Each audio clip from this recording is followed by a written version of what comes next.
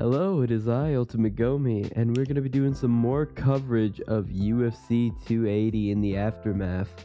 This one is one I really wanted to talk about because it is the biggest controversy of the night. One of the things people are talking about the most. Petr Yan versus Sean O'Malley. Sean O'Malley was your winner by split decision, and a lot of people are not happy. A lot of people are extremely surprised, and I don't blame them because it is a surprising decision to say the least, to be honest with you. So, as you know, Sean O'Malley, he won against Petr Yan. A lot of people aren't happy with it, but I can see why Sean won on the judges' scorecard. There's a few things I'm going to look at. First and foremost, what we need to look at is the significant strikes landed.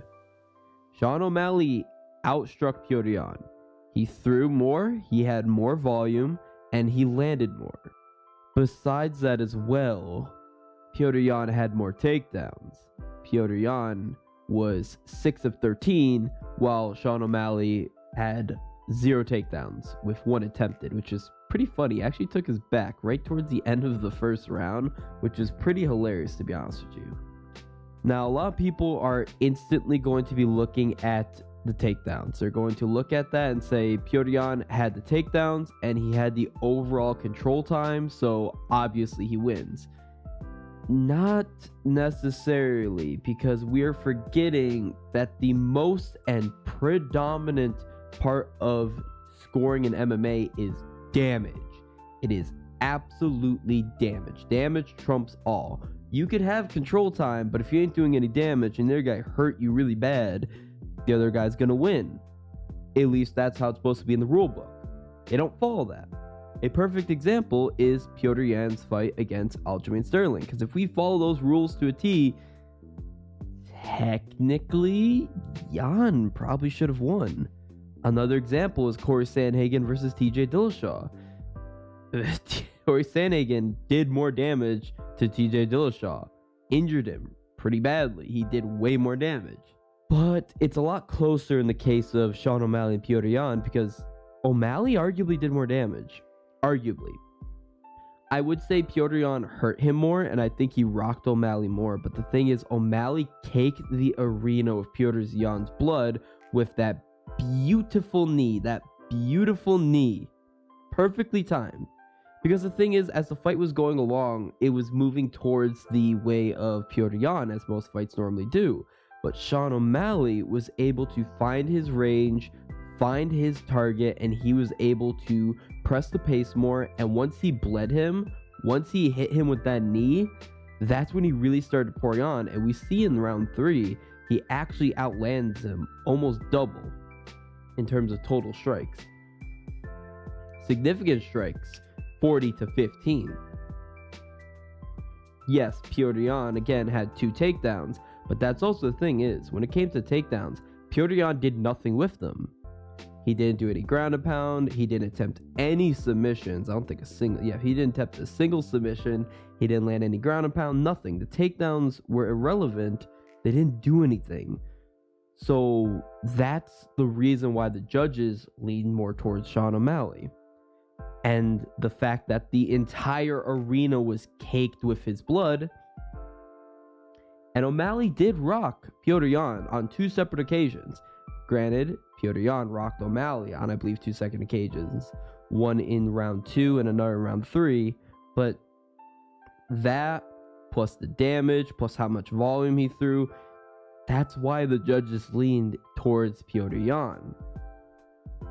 Like, I know takedowns and control time are important, but that is not the first thing they look at. The first thing they look at is going to be the damage. So I don't think it was a robbery. I'm going to be honest with you. A robbery is when it's very much 100% evident the other person lost. There's no reason why the winner should have been given that decision. That is a robbery. This was not a robbery. This was an extremely close fight that the other guy got just because he pushed the pace a little bit more. Simple as that.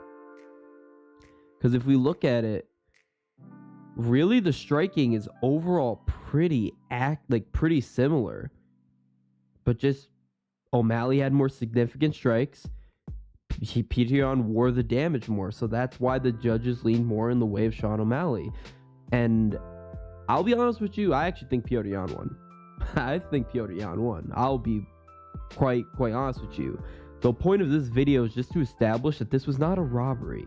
This was absolutely not. It was a very close decision where the guy who honestly probably shouldn't have got the nod got the nod. Now, what does this mean for the future division? Petr Yan, oh man, you poor unfortunate bastard. My God. You lost your title by illegally kneeing someone. Then you had an extremely close decision and you lost it. Then you had another extremely close decision and you lost it. I don't know what's next for Petr Yan. I genuinely don't know what's next for him. I don't know who he could fight next, honestly. Like, rematch Corey Sandhagen? Probably Merab. Probably Merab is his next option. He's just in a really unfortunate spot right now. I do think, though, give him one really good win and he could probably bounce back and get a title, especially if Sean O'Malley gets the title. Oh man, that's his easy claim to get a title shot. Just get one more win. What's next for Sean O'Malley? Well, we saw by it, Sean O'Malley didn't even think he won. We saw how downtrodden he was and also pure exhaustion because he fought his heart out. That's another thing too. Do not take away from Sean O'Malley. Do not take away from him. He fought his heart out, and the fact that he was able to get to a decision against a tough guy like Petr Yan shows that he is top 10 material, top 5 material, honestly. So I hope he's not too down on himself. I hope he collects himself. We saw that he didn't go full asshole, full asshat. He didn't say, I beat Petr Yan. Give me the winner of Aljo, TJ. I want that title shot. He said, no, he's got to sit back. He's got to look at the fight, assess his next move. I'm not sure if he takes the title shot, to be honest with you.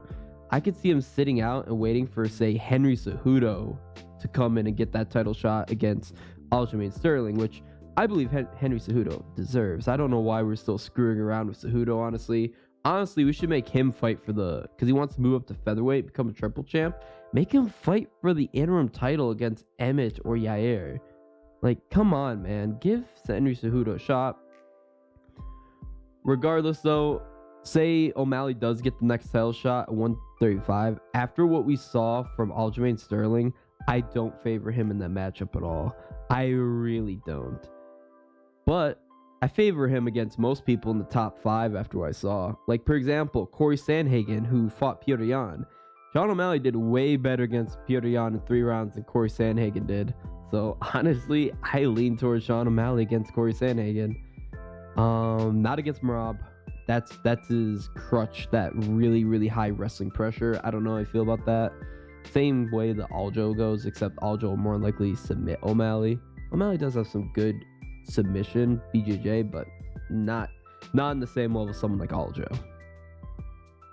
So overall, my final verdict: Sean O'Malley versus Petr Yan was not a robbery, but I do think the wrong guy got it. It was an extremely close fight that could have gone either way.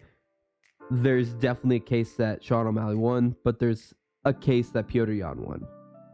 That has been it. This has been Ultimate Gomi. Bye-bye.